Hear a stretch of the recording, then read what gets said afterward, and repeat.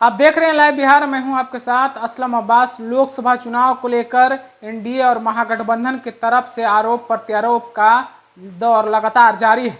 इसी बीच तेजस्वी यादव की रैली में जिस तरीके से चिराग पासवान की मां के ऊपर अभद्र भाषा का इस्तेमाल किया गया था, अब उसमें नया मोड़ आता हुआ दिख रहा है। दरअसल राजद कोटे से एमएलसी उर्मिला ठाकुर ने चिराग पासवान की मां पर जबरदस्त हमला बोला है। उन्होंने साफ साफ कहा है कि जो महिला, जो औरत किसी बसे बसाए घर को तोड़ दे, वो भला गरीबों का दर्द, गरीबों की मुश्किल, गरीबों की परेशानी क्या समझेगी, क्या जानेगी। जरा सुनिए चिराग पासवान की मां को लेकर क्या कुछ बोल रही हैं राजद एमएलसी उर्मिला ठाकुर।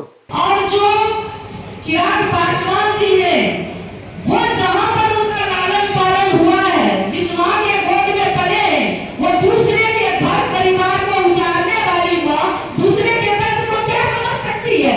इसलिए उनको जो परवरिश जहां किया गया है, उस परवरिश में लोगों की गरीबी, लोगों का दुख दर्द, लोगों की आंसू, लोगों का रिश्ता वो समझ ही नहीं सकता। वो कैंडिडेट वो हनुमान किसी का हो सकता है, और हनुमान ऐसा हनुमान की बिना पूछ का हनुमान है। वो बिना पूछ वाला हनुमान नकली हनुमान हो सकता है। हनुमान जी को आप जानते हैं कि पूछ है, और बिना पूछ का हनुमान वो हनुमान है जिस हनुमान ने जब उनके पिताजी की मृत्यु हुई थी, उनके फोटो को बूट से राउंड करके गर्दनियां देके जिस समय इनको घर से निकाला जा रहा था, ये रो रहे थे। जो डर से नतमस्तक है, डर से हनुमान बोलेंगे नहीं तो पता नहीं कि किस जेल में होंगे, क्या असली का भी संपत्ति का जांच होगा, क्या होगा। तो जो डर गया वो मर गया। ऐसे कैंडिडेट को आपके जैसे क्रांतिकारी घर की हाजीपुर को जरूरत नहीं है।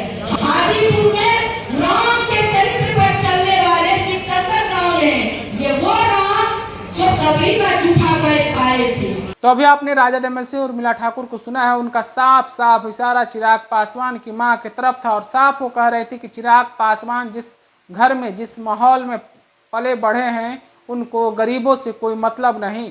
क्या समाज में लोगों की तकलीफ है, क्या लोगों को रोज़मर्रा की परेशानियों का सामना करना पड़ता है, उनकी माँ को क्या पता है। वो तो खुद दूसरे के घर को तोड़कर अपना घर आबाद की थी, अपना घर को आगे बढ़ाई थी। तो भला उनको क्या पता गरीबों के साथ क्या कुछ होता है।